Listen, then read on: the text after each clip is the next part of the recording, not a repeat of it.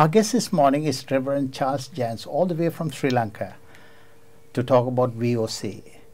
So this morning we have Reverend Charles Jans, Anton DeCosta and Everton Lebroy in our studios. Good morning and welcome to our program. Good morning. Hi, Jerry. Reverend Charles, first of all, you've been in this Dutch Reformed Church for many years. Will you be able to briefly tell our viewers how it all started and your involvement? It goes back right to the inception, Derek. Actually, on one of my visits here to Australia, Mr. Benjamin Blase, the late Mr. Benjamin Blase, he spoke to me and said, you know, I want to help 5 poor people, and will you be the one who would take the responsibility to disburse the money? And I said, all right, I mean, 5 people, that's not really a problem. And that was the beginning.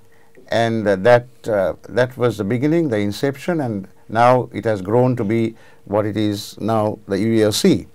And presently, we are helping almost 75 families monthly with a monthly allowance, and also a mid-year bonus, what we call, and also at Christmas time, a Christmas bonus. So I've been involved right from the inception and been liaising with many presidents and many of those who have been the beneficiaries, chairperson, or whatever you would like to call it. So it has been, to me, a great joy in doing this. There's a little bit of additional work for me in addition to my own work as a pastor, but no complaints. I do it with great delight. Okay. And correct me if I'm wrong, now for 48 years you've been a pastor, am I right on that? Yes, you are right. I was ordained to the ministry of the Dutch Reformed Church, then Dutch Reformed Church, on the 4th of March, 1971.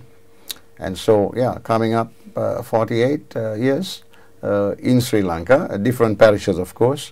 Right now I'm based in Dehivala and Kovala. Okay. Now, I read something about this Dutch Reformed Church, one of the oldest churches in Sri Lanka. Yeah, actually it goes back to the time when the Dutch colonized us, and our date of founding is the 6th of October, 1642. So we are the oldest Dutch Reformed Church in Asia, actually, and certainly the oldest Protestant church in Sri Lanka. Anyway, keep up the good work. Thank you. As I said before, it's the VOC involvement. Anton, coming to you, now you've been the president for many years, and VOC is going from strength to strength. Will you be able to tell our viewers how VOC is funding these families?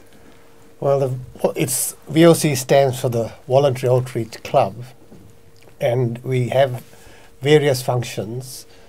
And all the money raised is sent on as a monthly pension to many, many poor families. And Reverend Giles looks after the payments. It's all audited, all above board. Everybody signs for their money. So we don't keep any money for ourselves. Totally voluntary. All no of us, administration cost. we do not hold back anything. So Excellent.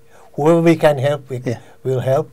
Doesn't have to be any denomination, any culture, Sinhalese, Tamils, Muslims, Burghers, whoever is in trouble, come to Reverend Jans, and he assesses their situation and asks us to help them, and we try and help everybody, try and not turn down anybody. But we need funds to do this, and we have a lot of support here, really good people who come to our functions. We've got a good committee. They all work very hard. As I said, they're all voluntary. Now, we have to compete. The charity dollar is getting smaller and smaller. A lot of people having a bite at this cherry.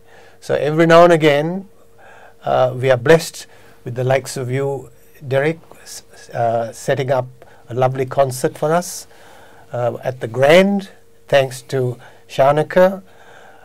They provided the food and the venue for very minimal cost, and we had a wonderful day. A lot of artists, Pippa Wilson, and a lot of others, and everybody enjoyed themselves, and it did give us much needed funds, very valuable funds, and I thank you sincerely. We all thank you, Derek. But we would not be able to do this without a reliable source back in Sri Lanka, and Reverend Charles fills that void.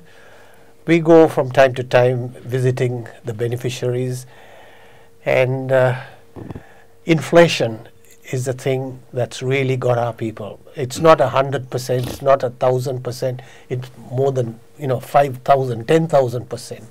A house that was worth 89,000 rupees in 1969, in 2017, last year we were there, that same house was 55 million. Now all our beneficiaries are right down the bottom of the pile. They can't raise those sort of funds. They can't, virtually they have no place to stay, a lot of them. And Reverend Charles helps find accommodation, and the money we send them, pays for their rent sometimes, their medical needs, and their food, and of course transport where it's needed. If I might just sort of make a comment in our language, you can still buy a butt parcel for 40 rupees.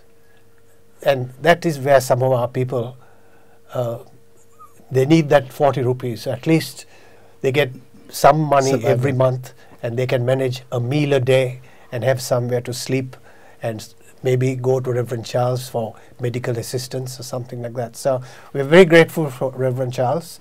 Fantastic job. We couldn't do this without him. There's no question about it.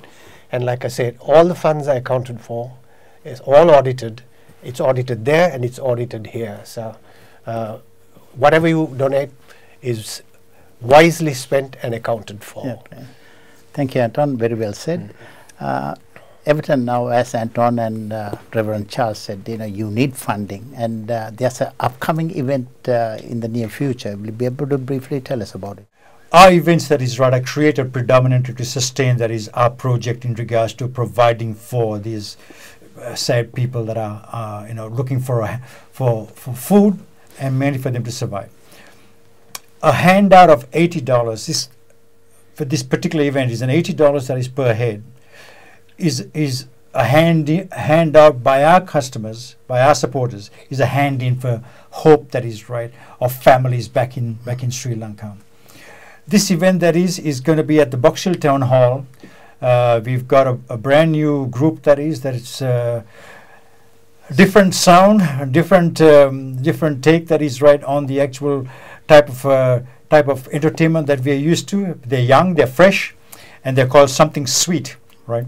And also we have the wonderful food that is catered by Jolly J's, and of course there will be a bottle of scotch, a bottle of white wine and red wine that is on every table. That's good. And all we want is for people to come, have fun, embrace their friends and their families and have a good time saying goodbye to the old year and hi to the new year so we can sustain all our dreams in what we do at the VOC. Yeah. Thank you.